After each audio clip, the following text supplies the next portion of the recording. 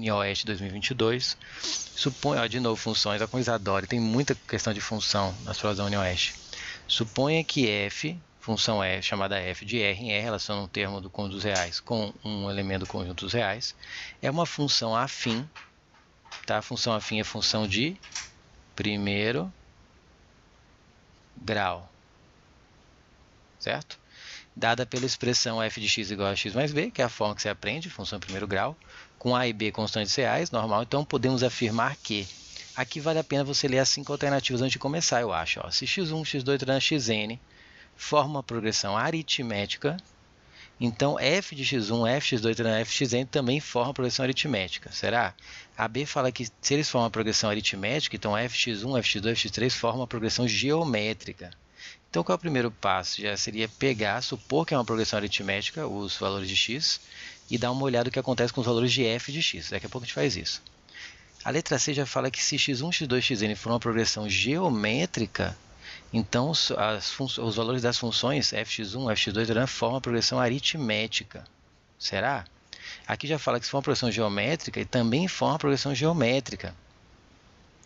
A e B é sobre ele ser aritmético, os valores de x, e C e D é sobre os valores de x formarem uma progressão geométrica. Já a E fala que se os valores de x formam, se x1, que é a sequência, forma uma progressão aritmética, então as funções f de x1 não formam uma progressão aritmética nem geométrica.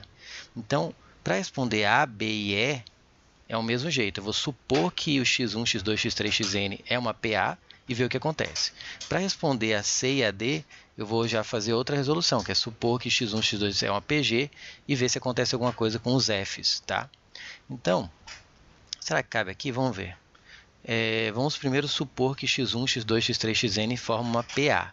Bom, se eles formam uma PA, então eu posso dizer, por exemplo, que o x2 é o x1 mais uma razão, que é a PA, é isso, né? O que é uma progressão aritmética? Vamos colocar aqui, porque eu não coloquei na questão, para ficar tudo nessa aula.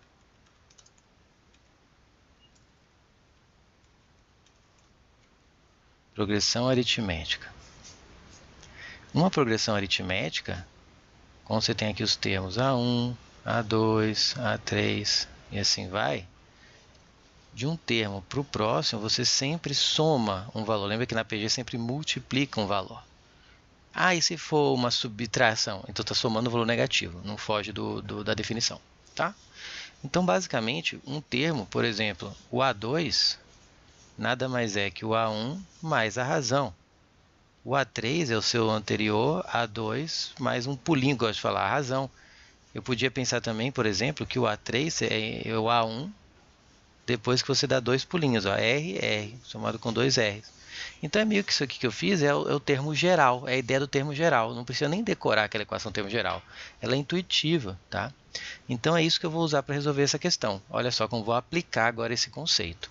Então vamos fazer aqui a sequência que ele deu, que é a f de x1, vou colocar sem um parênteses aqui, vou colocar só para ficar mais claro, vírgula, f de x2, vírgula, vou fazer só até o fx3, tá? Que daí vai por assim por diante. Bom, o x1, então f de x não é a x mais b, então f de x1 vai ser, vamos fazer o f de x2, f de x1, vamos fazer o f de x1 primeiro. O f de x1 nada mais é do que o ax1 mais b, concordam comigo?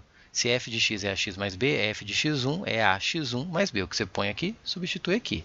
É o básico de função. Vamos fazer agora o f de x2. O f de x2 é o ax2 mais b, seguindo o mesmo conceito.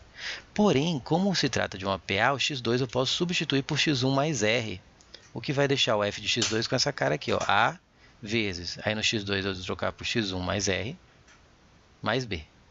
Agora eu pego o azinho e faz a distributiva. E você vai encontrar que o f de x2 é ax1 mais ar mais b. Ajeitando a ordem dos termos aqui, que não fazem diferença, já que é soma, eu posso escrever como ax1 mais b mais ar. Então, observe que note que o ax1 mais b nada mais é que o f de x1. Substituindo, você vai ter que o f de x2 é o ax1 mais b, que é o f de x1, mais AR. Esse AR seria o quê? A razão, chama de R', da PA formada pelos F's de X. Em vez de ser razão R, vão ter razão AR, mas é uma PA. Vou fazer um pouquinho mais rápido aqui o fx3, ó. Da PG eu tenho que fazer ali em cima, não vai caber. F de x3 seria o AX3 mais B. Trocando x3 por x2 mais R, né? Porque, ó, porque é uma PA, né? Então x3 é o antecessor, que é o x2 mais a razão.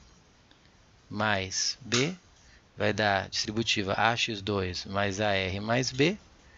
Ajeitando, eu vou ter que F de x3 é AX2 mais B mais AR. Só que AX2 mais B nada mais é que o F de x2. Então, provando aí que se torna o quê? Uma PA. Um termo é igual ao antecessor mais uma razão, sempre o mesmo valor, A vezes R. Quem é o R? É a razão da PA do X, dos valores de X. A razão dos valores de F de X vai ser A vezes R, onde A é esse coeficiente aqui. Então, se x1, x2, x3 formam PA, então fx1 também forma uma progressão aritmética, tá? Se quisesse mais de razão AR para completar ainda aqui, ó. R' AR. Então, gabarito é letra A de amor. Vamos analisar as outras por didática. Bom, automaticamente a letra B é falsa, porque forma que se for PA, então forma PG. A gente já provou que forma PA.